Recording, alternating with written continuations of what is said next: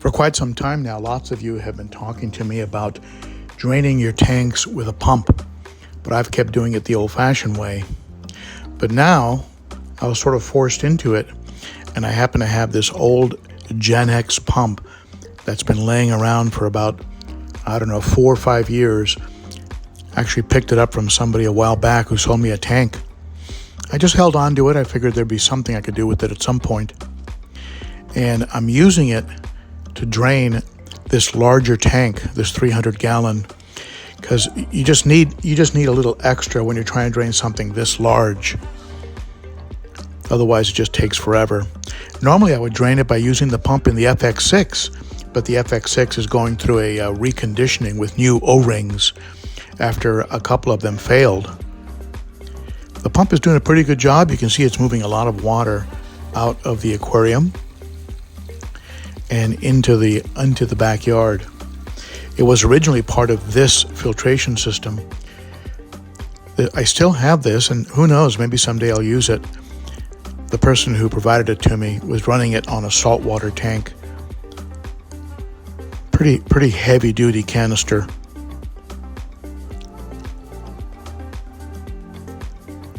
Of course, the trouble is being able to refill the tank now, because again, with this much water, it can take a very long time to fill up a tank. But I don't mind. I usually have other things I can be doing while the tank is filling up. And there is an advantage to filling up a tank slowly in that the fish can adapt. I use Safe, and I use some Rift Lake salt. I put it in right away, and that way the fish are in a slightly higher concentration than they will be when the tank is completely full. Doesn't hurt to get a little bit of the trace minerals from that Rift Lake salt. On the smaller tanks, I use the Fritz Complete, but with the larger tanks, I use the Seachem Safe because it just goes for years. I also rake the substrate, just about a 1/4 inch of it, not much deeper than that, and I turn the rocks so that everything looks pretty freshened up. I don't go too deep in the substrate. I don't want to mess with that beneficial bacteria. I also scrub down the artificial plants, which can sometimes get a little brown.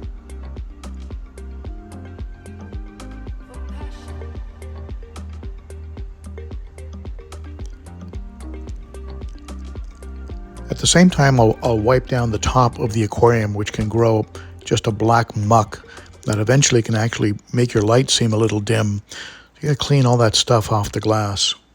I had already cleaned up the 90-gallon. You can see here, electric blue Ochart is looking good. But the bigger tanks, like the 90-gallon and the 210, were already done. There's a little bit of actual hornwort in this aquarium. Even though these fish are notorious plant destroyers, the hornwort helps to remove some of the ammonia. So I figured, you know what, I've got so much of it, why not throw some in? It can't hurt. So there is a little bit of live hornwort in this 90-gallon aquarium. But that tank's been serviced, as has the 210-gallon South and Central American tank.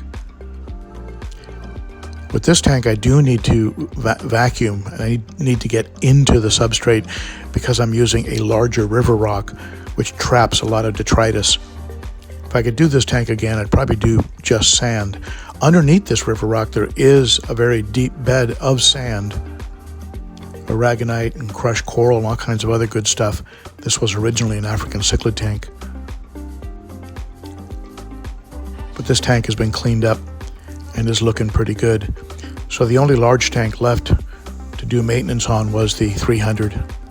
When I fill up a tank that big, intermittently I'll check the temp just to make sure that the temperature hasn't shifted because somebody's running a dishwasher or a washing machine. And so every now and then I'll just go ahead and do a temp adjustment. Yeah, just keep it in the ballpark of around 79 degrees. Sometimes the hot water heater will kick in and kick it up around 82. So you just got to really watch it. I also add some Vitachem. It's about a teaspoon for every 50 gallons. So this one needs 6 teaspoons. It clouds up the water a bit, but that's okay because it clears up really, really quick.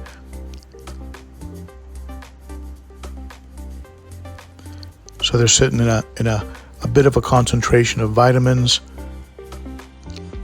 and trace minerals, Malawi lake salt, and of course some of that's safe. And you can see there's not any unusual behavior. They're not acting like they're stressed out in any way.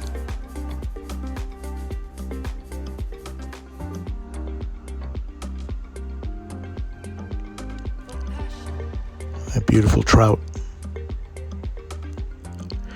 So I think I'm going to keep using that pump even after I get the FX6 hooked up again. I think the less you mess with canister filters, the better. So I'll just let that FX6 run and just start using that external Gen X pump to drain this 300-gallon when I want to do water changes. What do you think? Are you using the old-fashioned gravity siphon? Are you using an internal or external pump? Tell me a little bit about how you're doing water changes on your large tanks. We all learn from each other at this channel, as you know. Thank you so much for tuning in, and be sure to check things out on Saturday at the Cichlids Coffee live stream. Great group of fish keepers get together for an hour, and we get into everything from filtration to food. And if you'd like to support the channel, be sure to give the video a thumbs up, subscribe, hit that bell, and consider becoming a Patreon monthly supporter. Starts for as little as $3 a month. The details are in the description below the video. Thank you for tuning in, my friends. You are appreciated, and I hope to see you again soon. Bye-bye.